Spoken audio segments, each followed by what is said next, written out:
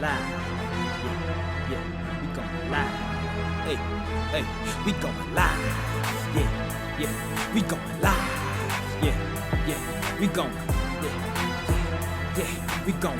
Yeah, yeah, yeah, we going live. From the 50-yard line, we going live. From the 50-yard line, we going live. From the 50-yard line. Hey. To the real.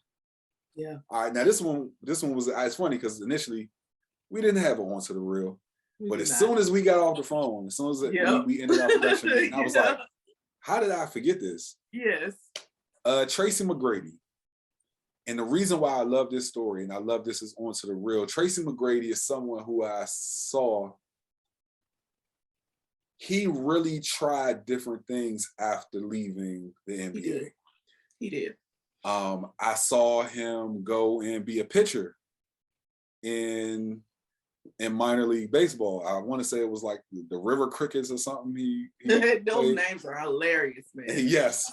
And he was pitching for that team, and to see him go and do something that he was passionate about. Yeah. In the same vein of a Tim Tebow or Michael Jordan. Yeah. And get the opportunity to actually pursue it was good. But I think one of the things that kind of stuck out to me was him explaining why he did this one-on-one league. And so basically he created this one-on-one league, not similar to, I mean, it's similar to the whole 3-on-3 league with the way that, the way that it'll travel all throughout, the country and they'll play in different leagues, but instead of it being 3-on-3, it'll be 1-on-1. The thing that struck me about this is that he talked a lot about how he's always invested in other people's ideas and other people's dreams, and he had never trusted himself enough to invest in his. And so this is one that he completely invested in. They have not taken on any other investors or sponsors, excuse me. He put $10 million of his own money into this. That's when you put the money where your mouth is. So, yes. Yeah. And so I thought it was big that he trusted himself enough. Trusted his idea enough. I love it. I'm going to put my money where my mouth is. I'm going to invest in myself. Yeah. And what I believe in, what's important to me. I love it. That's awesome. That's awesome. Way to go, Tracy. I like Tracy. I have loved him. Me too. From day one. Like, he is just that dude, just that kind of dude. You just got to like it. Like, yeah. Shout out to my boy G. I think that's his favorite player. I think that's G's favorite player ever. Okay. You know how people, and the consensus is it's Kobe, Jordan, or yeah, no, he like, no, it's Tracy McGrady. He like, nah, it's Tracy McGrady for me. So yeah. I love it. I love it. I wonder if Vince is gonna help at all. I'm willing to bet that he'll be involved in some way. Yeah. I know that they're cousins. Yeah, they cousins, so that'll be cool. Okay. Yeah. Cool. All right, feel good final thought. Yeah. What we got, Steph? So this one is really cool. Definitely make you smile type of story. Ohio State player G. Scott Jr. Was going about his day one day, and a homeless man approached him and asked him, did he have some, I imagine asked him for something. I don't know if it was money or food or whatever. And he told the gentleman, I don't have anything on me. If you wait an hour, I'll be back. And of course, as a homeless person, he probably like, oh, he just said that, I won't see him again. Right. Excuses that people give. So he, but this young man kept his word, and he came back, he found him, and he actually played football with him. Yeah. And then he took him to lunch. And then he ended up taking him and getting him a hotel room. Yeah. And so this is being videoed, and that he's sitting down in the chair in the hotel room, and the man is standing, and he's talking to him. He was like, is this good? He was like, man, you don't understand. And he said to him, I haven't had the ability to have a shower like this in over a year. Wow. That was like, what? Like I told you jokingly when I told you this story, I said 24 hours and I'm feeling some kind of way. A whole year? I mean, I don't know that he's saying he hasn't showered in a year, but he hadn't had that, like that. you know, just private ability, because he probably goes into shelters and stuff like that. You know, they have probably looks kind of like you at the gym kind of shower things and stuff like that. So having that privacy to be able to just, you know, even if he wanted to get in the tub, you know, if he wanted to, that like, but I just thought this kid's heart was beautiful. Yeah. That it wasn't, you know, he could have easily have just probably went back to his dorm room, popped back up with some money and given it to him. Or if he had asked food, go get him something to eat and bring it to him. But he wanted him to feel like a human being. And that, honestly, that would have been thoughtful enough. It would have been. You know what I'm saying? Because a lot of people, they see someone like that and they just walk right past them. But and so for him to even think to go back would have been enough. But the fact that he made it special.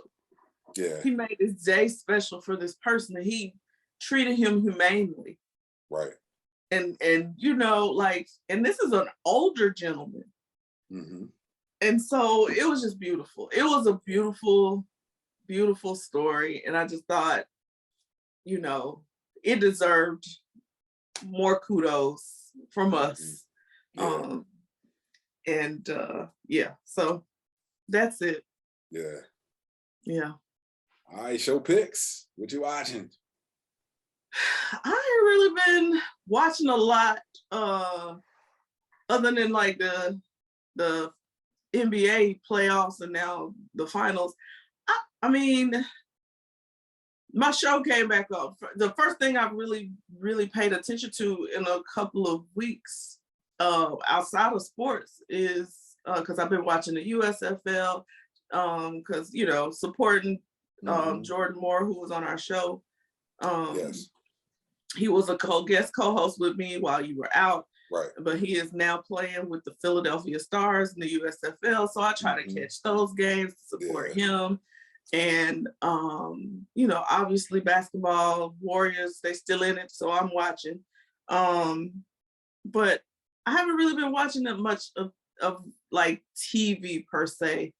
I did, my show came back on this week, and Sisters came back on. Yeah, I know. So I had to watch that. But outside of that, I haven't really, that's funny. Like, I haven't really been watching a lot of TV. I'll tell you something that I have been watching consistently. I will say this because it's like what's on in the morning for me. But I didn't watch it when it was on, which is funny. When it was actually airing on TV, I did not watch it because I watched the first episode and said, well, I don't like this. But I'm addicted to it now, and that's NCIS New Orleans. Oh, wow, really? Yeah. Okay.